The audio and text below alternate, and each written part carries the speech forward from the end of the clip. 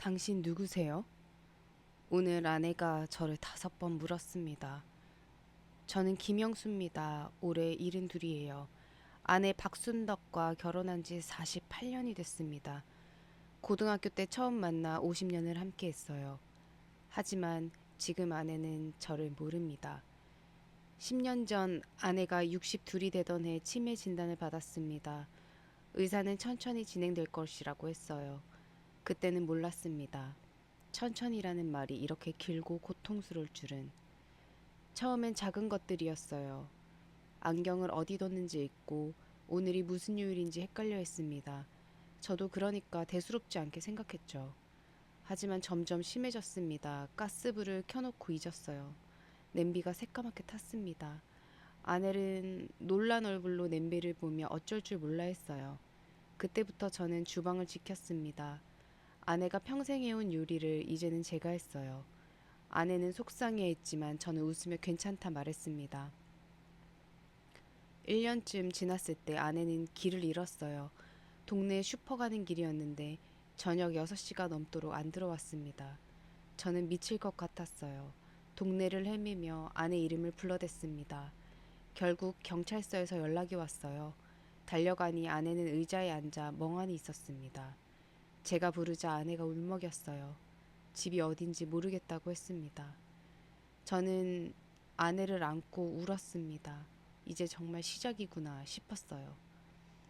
그 뒤로 아내는 혼자 밖에 나가지 못했습니다. 저는 아내와 항상 함께 다녔어요. 장 보러 갈 때도 병원 갈 때도요. 2년째 되던 해 아들이 찾아와 요양원 이야기를 꺼냈습니다. 혼자 돌보시기 힘들 것이라고, 전문가들이 있는 곳이 낫다고 했어요.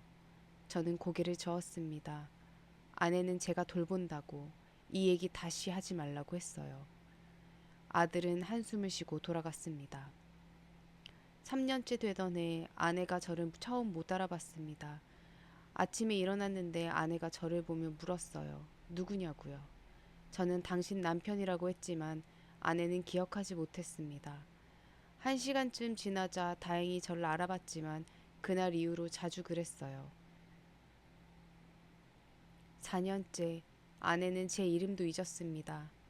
5년째 아내는 밥 먹는 것도 잊었어요.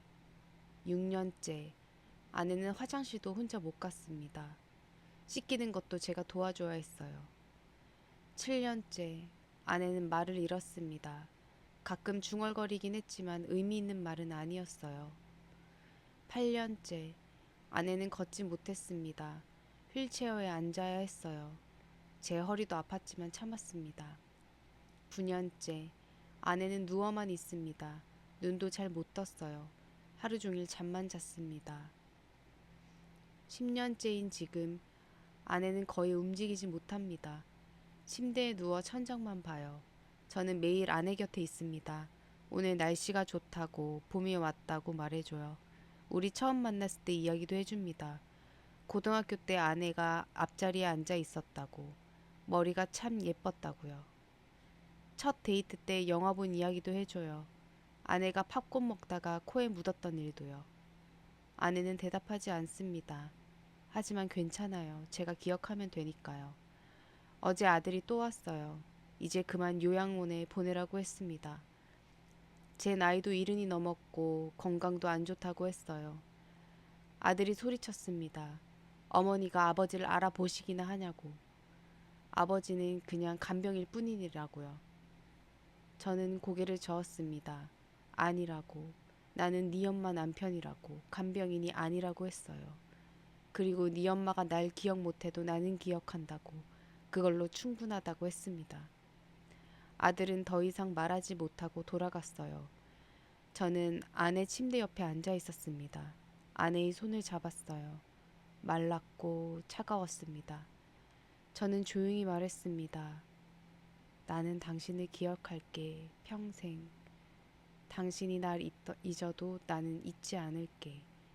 우리가 함께한 50년을 내가 간직할게요.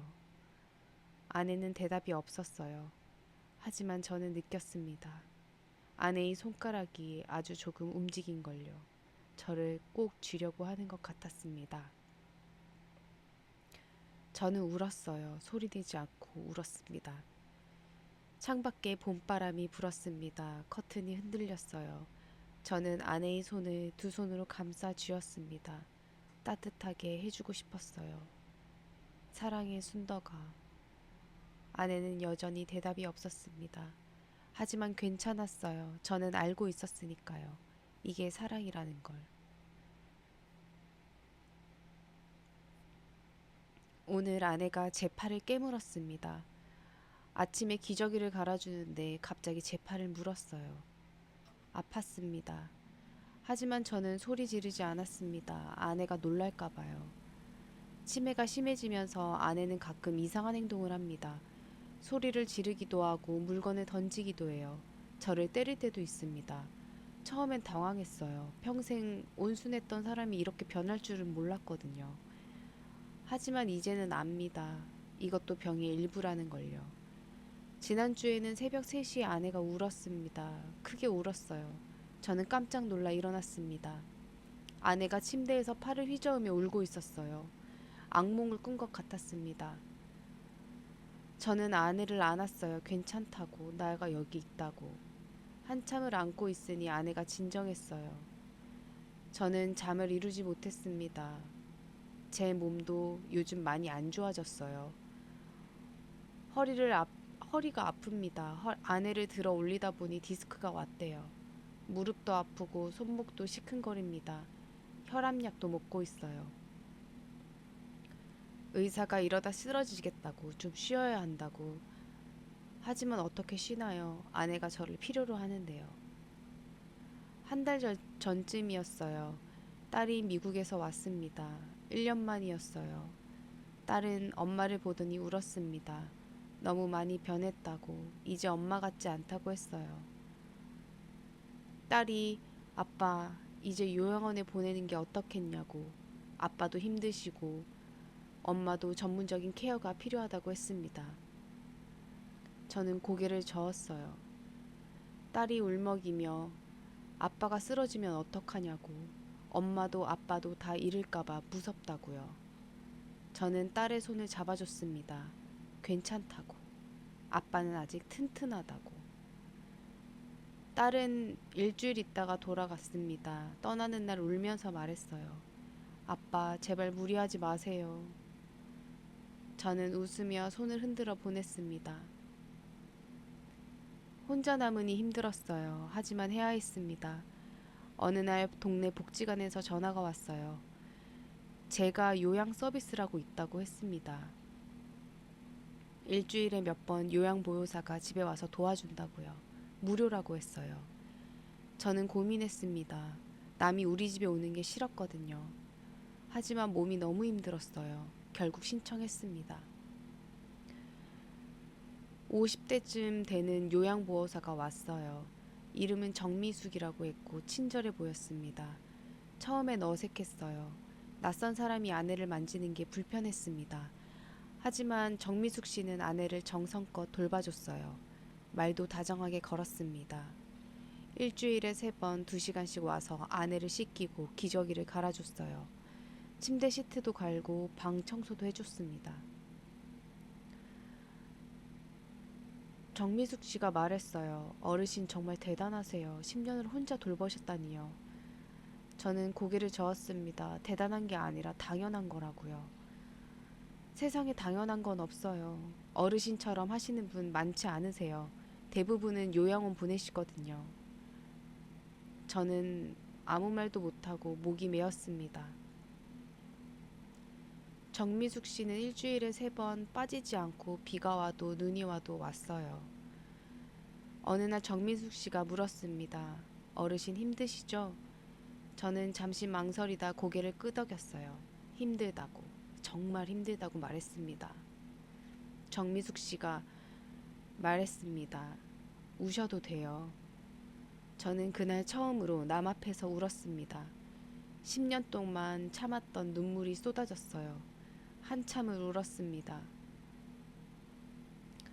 울고 나니 조금 후련해졌어요. 그날 밤 저는 아내 곁에 앉아 생각했습니다. 나는 왜 이렇게 하는 걸까? 왜 이렇게까지 버티는 걸까? 대답은 간단했어요. 사랑하니까요. 아내를 사랑하니까 끝까지 함께하고 싶었습니다. 아내가 저를 기억하든 안 하든 상관없었어요. 제가 기억하면 됐으니까요. 저는 아내의 손을 잡았습니다. 아내의 손은 여전히 차가웠어요. 하지만 저는 알았습니다. 이 손이 평생 저를 잡아줬다는 걸요. 밥도 해주고 빨래도 해주고 아플 땐 간호해준 손이었어요. 아이들을 키우고 집안을 꾸린 손이었습니다. 이제 그 손이 아무것도 못해도 괜찮았어요. 이제는 제가 그 손을 잡아줄 차례니까요. 그날 밤 아내가 눈을 떴습니다. 저를 봤어요. 희미한 눈빛이었지만 저를 보는 것 같았습니다. 저는 웃으며 말했어요. 나야, 영수. 아내는 입술을 움직였습니다. 소리는 안 났지만 입 모양을 볼 수 있었어요. 여보, 그렇게 말하는 것 같았습니다. 그래, 나야, 당신 여보야. 아내는 다시 눈을 감았습니다. 하지만 괜찮았어요. 그 짧은 순간만으로도 충분했습니다. 내일도 이렇게 살 거야. 모레도 그 다음 날에도. 아내가 숨 쉬는 동안은 계속 이렇게 살 거예요. 그게 제가 할 수 있는 마지막 사랑이니까요. 그날 저는 부엌 바닥에 쓰러졌습니다. 아침이었어요. 아침 식사를 준비하고 있었습니다. 죽을 끓이고 있었는데 갑자기 어지러워 눈앞이 캄캄해졌어요. 정신을 차렸을 때 저는 바닥에 누워 있었습니다. 몸을 움직일 수 없었어요. 오른쪽 팔다리에 힘이 하나도 안 들어갔습니다. 입도 제대로 벌려지지 않았어요. 두려웠습니다. 아내가 걱정됐어요. 저 없이 아내는 어떡하나, 누가 아내를 돌보나.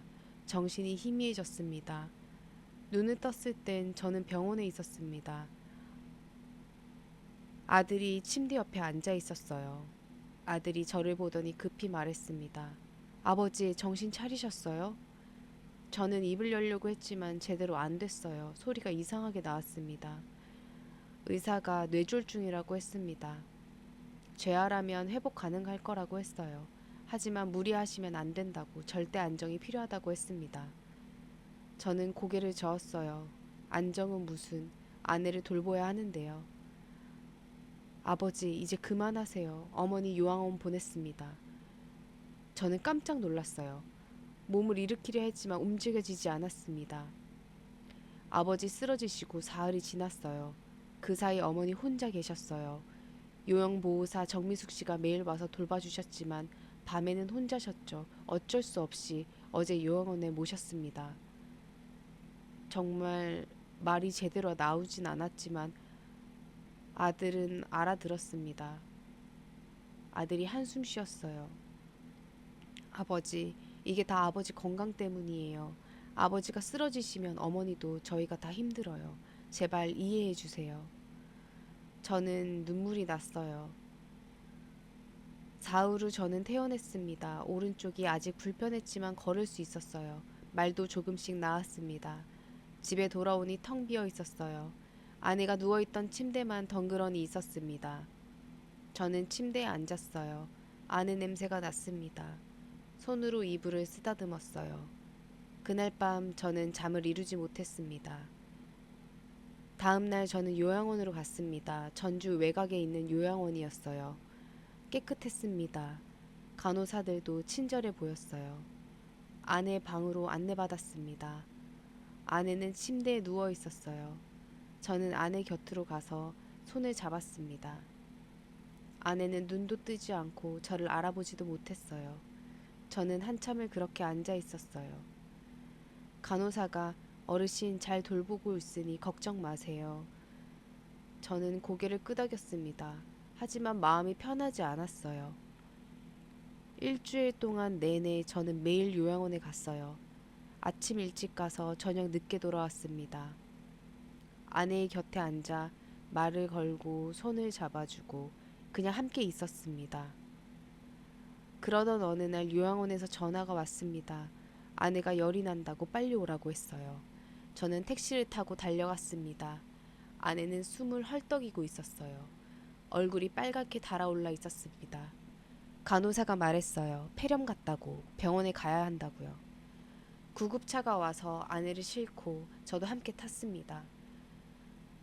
응급실에 도착하니 의사들이 아내를 데려갔어요. 저는 밖에서 기다렸습니다. 의사가 중증 폐렴이라고 했어요. 상태가 좋지 않다고 입원 치료가 필요하다고 했습니다. 위험한가요? 의사가 잠시 망설이다 연세도 많으시고 기저질환도 있어서 조심해야 합니다. 제 가슴이 철렁했어요. 아내는 중환자실에 입원했습니다. 저는 면회 시간에만 들어갈 수 있었어요. 하루에 2번 각각 30분씩이었습니다. 아내는 산소 마스크를 쓰고 있었어요. 여러 줄이 몸에 연결되어 있었습니다. 기계 소리가 요란했어요. 저는 아내 손을 잡았습니다. 뜨거웠어요. 열이 많이 났습니다. 순덕아, 나야 영수야. 아내는 대답이 없었습니다. 눈도 뜨지 않았어요. 사흘째 되던 날 의사가 상태가 호전되지 않는다고 했어요. 항생제가 잘 듣지 않는다고요. 나이도 많고 체력도 약해서 회복이 쉽지 않다고 했어요. 그럼 어떻게 해야 되나요? 의사가 가족분들의 마음의 준비를 하시는 게 좋을 것 같습니다. 라고 조심스럽게 말했습니다. 제 눈앞이 캄캄해졌어요. 그날 밤 아들이 왔습니다. 딸도 미국에서 급히 왔어요. 딸이 울었습니다. 저도 울었고 아들도 고개를 숙이고 있었습니다. 아내가 눈을 뜨고 산소 마스크를 넘어 저를 보고 있었어요. 저는 아내 곁으로 갔습니다. 손을 잡았어요. 순덕아, 나야. 아내가 고개를 끄덕였습니다. 저를 알아보는 것 같았어요. 저는 울었습니다. 아내 손을 꼭 쥐고 울었어요. 고마워. 깨어나줘서 고마워. 점차 아내가 조금씩 나아지기 시작했습니다. 기적이 아니라 아내의 힘이 있다는 걸요. 살고 싶은 힘. 저와 함께하고 싶은 힘이 있어요. 2주일 후 아내는 퇴원했습니다. 요양원으로 다시 가는 게 아니라 집으로 왔어요. 아들이 반대했지만 저는 고집을 부렸습니다. 아들이 물었습니다. 아버지 몸은 괜찮으세요? 또 쓰러지시면 어떡해요? 저는 대답했습니다. 그럼 같이 가는 거지. 아들은 더 이상 말하지 못했어요. 그날 밤 저는 생각했습니다. 죽음이 가까이 와 있었어요. 아내도 저도요. 하지만 우리는 버텼습니다. 조금 더 함께 있고 싶어서요. 창밖에 별이 떠 있습니다. 많은 별이었어요. 저는 아내 손을 잡고 그 별을 보았습니다. 우리에게 남은 시간이 얼마나 될까요? 모르겠어요. 하지만 그 시간 동안 저는 아내와 함께 있을 것입니다. 끝까지요. 오늘 아내가 저를 보고 웃었습니다. 아주 작은 미소였어요. 입꼬리가 살짝 올라간 것처럼 보이지만 저는 알아봤습니다.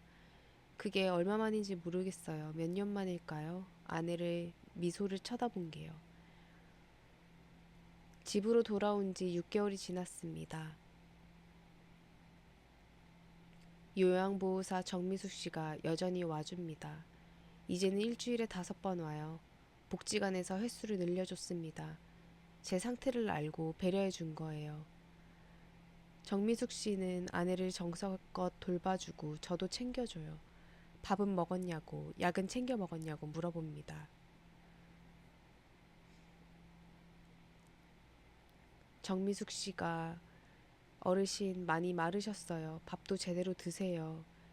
저는 웃으며 대답했어요. 먹고 있다고.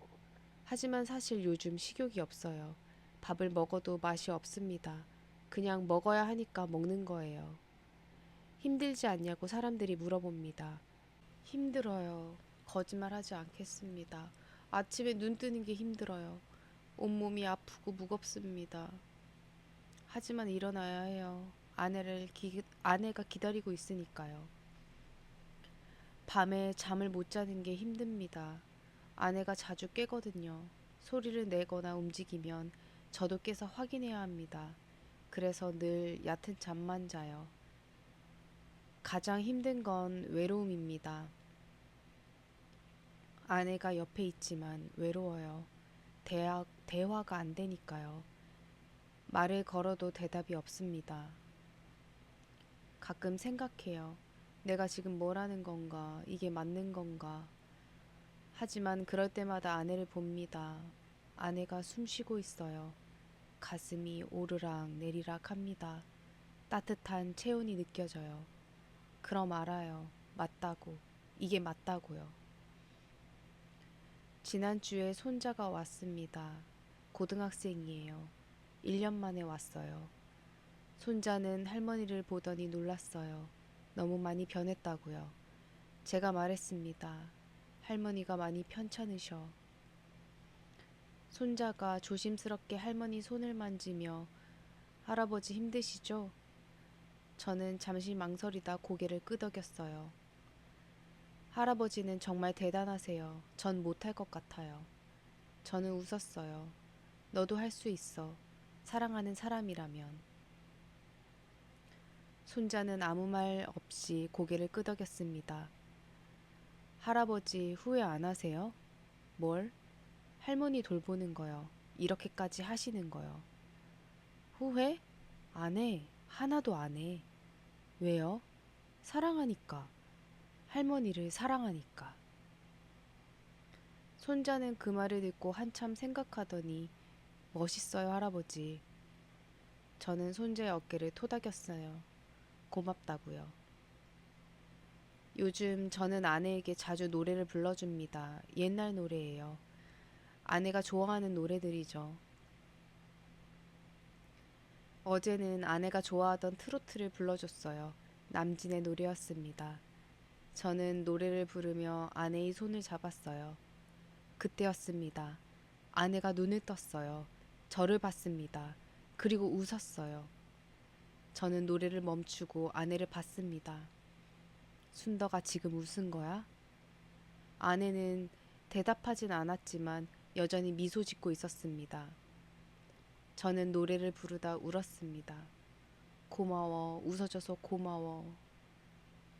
그 후 저는 매일 아내에게 노래를 불러줘요. 아내가 또 웃어줄까 해서요. 그 미소가 저를 살게 해요. 어제 정미숙 씨가 말했습니다. 어르신 덕분에 저도 배워요. 뭘요? 사랑이 뭔지요. 진짜 사랑이요. 저는 부끄러웠어요. 손사래를 쳤습니다. 정미숙 씨가 전 이 일을 10년 넘게 했어요. 많은 부부를 봤죠. 근데 어르신 같은 분은 처음이에요. 대부분 요양원에 보내세요. 아니면 간병인 고용하고요. 직접 돌보시는 분은 있지만 이렇게 오래, 이렇게 정성스럽게 하시는 분은 드물어요.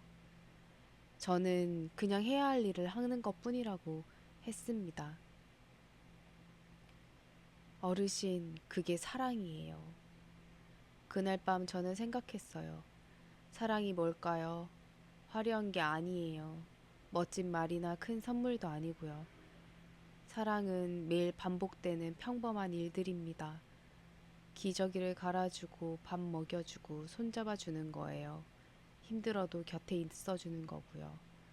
포기하고 싶을 때도 버티는 겁니다. 그게 사랑이더라고요. 저는 50년을 아내와 함께 살았습니다. 좋을 때도 있었고 힘들 때도 있었어요. 싸울 때도 많았고 미울 때도 있었습니다. 하지만 지금 이 순간 저는 확신해요. 저는 이 사람을 사랑한다고요. 아내가 저를 기억하든 안 하든 상관없어요. 저는 아내를 기억하니까요. 우리가 함께 웃던 날들, 함께 울던 날을 제가 기억하니까요. 그걸로 충분합니다.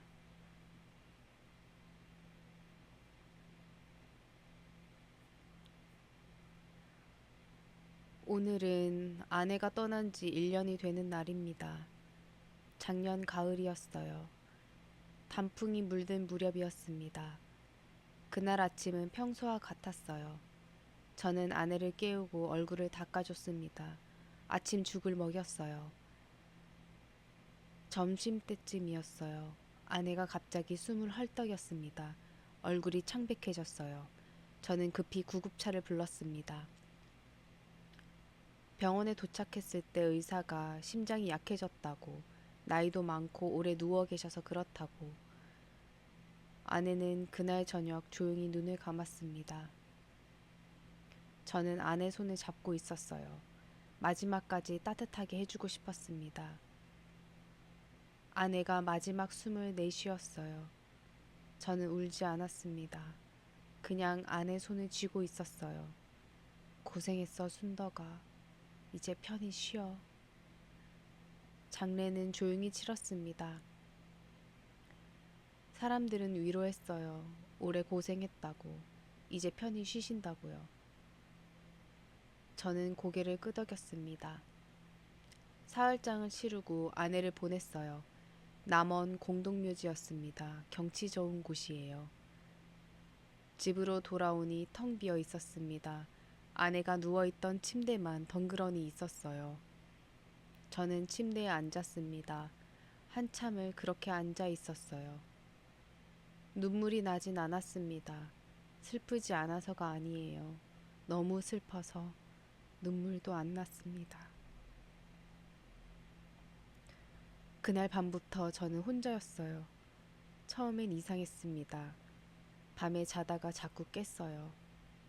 아내 확인하려고 일어났다가 아내가 없다는 걸 깨달았습니다. 아침엔 일어나면 습관적으로 아내 방에 갔어요. 밥을 먹을 때도 그랬어요. 죽을 2그릇 끓이려다 1그릇만 끓였습니다. 익숙해지는데 시간이 걸렸어요. 1달쯤 지났을 때 아들이 왔습니다. 아버지, 서울로 올라오시는 게 어때요? 저희랑 같이 사세요. 저는 괜찮다고, 여기가 좋다고. 아들은 걱정스러운 얼굴이었지만 더 이상 말하지 않았습니다. 사실 외로웠어요. 혼자 밥 먹고 혼자 TV 보고 혼자 자는 게 외로웠습니다. 하지만 서울에 갈 수 없었어요. 아내가 여기 있으니까요. 저는 일주일에 2번 묘지에 갔습니다. 화요일과 토요일이에요. 꽃을 가져가고 묘 주변을 정리했습니다. 잡초도 뽑고요. 그리고 아내에게 말을 걸었어요. 순덕아 나야. 잘 지내고 있어. 날씨가 좋네. 바람도 선선하고. 손자 대학 합격했어. 너도 기뻐하겠지? 3달쯤 지났을 때 정미숙 씨가 찾아왔어요. 어르신 요즘 어떠세요? 잘 지내요. 밥은 잘 드세요? 먹고 있어요. 정미숙 씨는 제 얼굴을 유심히 봤습니다. 많이 마르셨네요. 제대로 안 드시는 것 같은데요. 저는 웃었어요. 혼자 먹으려니 입맛이 없어서요. 정미숙 씨가 말했습니다. 복지관에 나오세요. 거기서 점심 같이 드실 수 있어요. 복지관이요? 네, 어르신들 많이 오세요. 같이 밥도 먹고 이야기도 하고요. 저는 고개를 저었어요. 괜찮다고요. 하지만 정미숙 씨는 고집을 부렸습니다. 한 번만이라도 나와보시라고. 저는 결국 복지관에 갔습니다. 생각보다 사람들이 많았어요. 다들 제 또래였습니다. 점심을 먹었더니 맛있었습니다. 오랜만에 먹는 제대로 된 밥이었어요. 옆자리 할아버지가 처음 오셨어요? 저는 박철수라고 합니다. 여기 1년째 다녀요. 저는 김영수입니다. 우리는 이렇게 이야기를 나눴어요. 박철수 할아버지도 혼자 산다고 했습니다. 아내가 5년 전에 돌아가셨대요. 외롭진 않으세요? 외롭죠. 그런데 여기 오니까 좀 나아요. 사람도 만나고요. 그날 이후 저는 일주일에 3번 복지관에 갔어요. 월요일, 수요일, 금요일이었습니다. 점심을 먹고 사람들과 이야기를 나눴어요. 어느 날 복지관에서 바둑대회가 있었어요. 저는 좀 바둑을 둡니다. 젊었을 때 많이 뒀거든요. 대회에 나갔더니 운 좋게 결승까지 갔습니다. 상품으로 쌀 1포대를 받았어요. 기분이 좋았어요. 오랜만에 느끼는 기분이었습니다. 집에 돌아오는 길에 저는 생각했어요. 나는 아직 살아있구나. 6개월이 지났을 때는 저는 봉사활동을 시작했습니다. 복지관에서 독거노인 도시락 배달 봉사를 한대요. 저도 신청했어요. 일주일에 2번, 화요일과 목요일에 도시락을 배달했습니다. 혼자 사시는 어르신들이 많았어요. 대부분 저보다 나이가 많았습니다. 도시락을 드리면 고마워하셨어요. 오늘도 와줬네, 고맙네. 그 말 한마디가 제게 힘이 됐습니다. 저도 누구에게 필요한 사람이구나 싶었어요. 어느 날 한 할머니가 말씀하셨습니다. 선생님, 덕분에 살맛나요. 매주 오시니까 기다려지더라고요. 저는 부끄러웠어요. 별일 아닌데도요. 할머니가 웃으셨습니다. 큰일이에요. 노인네한테 말이에요. 집에 돌아오는 길에 저는 웃었습니다. 오랜만에 웃었어요. 1년이 지난 지금 저는 괜찮습니다. 아침에 눈 뜨면 복지관 생각을 해요. 오늘은 누구를 만날까? 무슨 이야기를 할까? 생각합니다. 밥을 먹을 때도 혼자지만 외롭지 않아요. 점심은 복지관에서 사람들이랑 먹으니까요. 요즘 도서관에서 책도 빌려옵니다. 밤에 잠들기 전엔 아내 생각을 해요. 순덕아, 나 오늘 이런 일이 있었어. 복지관에서 바둑 또 이겼어. 어제 묘지를 갔었어요. 노란 국화를 가져갔습니다. 순덕아, 나 잘 살고 있어. 걱정 마. 외롭긴 한데 괜찮아. 사람들도 만나고 할 일도 있고 너 없이 사는 게 처음엔 힘들었어. 근데 이젠 괜찮아. 너 덕분이야. 너랑 50년 살면서 많이 배웠거든. 사랑하는 법, 참는 법, 함께하는 법. 그거 배워서 지금 이렇게 살고 있어. 고마워, 순덕아. 바람이 불었습니다. 나뭇잎이 흔들렸어요. 저는 일어나 묘를 한번 쓰다듬었습니다. 다음 주에 또 올게. 집으로 돌아오는 길에 노을이 졌어요. 아름다웠습니다. 하늘이 온통 붉었어요. 순덕아, 노을 예쁘다. 혼잣말을 했어요. 웃으면서요. 저는 73입니다. 나이가 많아요. 남은 시간이 얼마 없을지도 모릅니다. 하지만 괜찮아요. 저는 후회 없이 살았으니까요. 사랑하는 사람을 끝까지 지켰으니까요. 외롭지만 혼자가 아니에요. 아내가 제 마음속에 있고 새로 만난 사람들이 있으니까요. 아내가 제게 가르쳐 준 대로 사랑하며 함께하며 끝까지 하루하루 살아갈 것입니다. 순덕아, 저기 별 보여? 예쁘지? 우리 저 별 아래서 50년 살았지. 행복했어. 고마워. 사랑해. 이 이야기를 들어주셔서 감사합니다. 김영수 어르신은 지금도 남원에서 잘 살고 계십니다. 복지관에서 사람들을 만나고 봉사활동을 하고 일주일에 2번씩 아내 묘를 찾아가십니다. 외로울 때도 있지만 괜찮다고 하시네요. 그리고 말씀하셨습니다. 사랑은 함께 있을 때만 함께 하는 게 아니에요. 떠나고 나서도 계속하는 거예요. 기억하고 그리워하고 그 사람이 가르쳐 준 대로 사는 거죠. 지금 혹시 누군가를 간병하고 계신 분이 있다면 이 말씀을 전하고 싶습니다. 당신은 혼자가 아닙니다. 힘들어도 괜찮아요. 힘든 게 당연합니다. 하지만 그 시간이 헛되지 않을 거예요. 사랑은 기억됩니다. 그리고 당신이 보낸 시간은 가장 아름다운 사랑의 증거입니다. 끝까지 들어주셔서 감사합니다.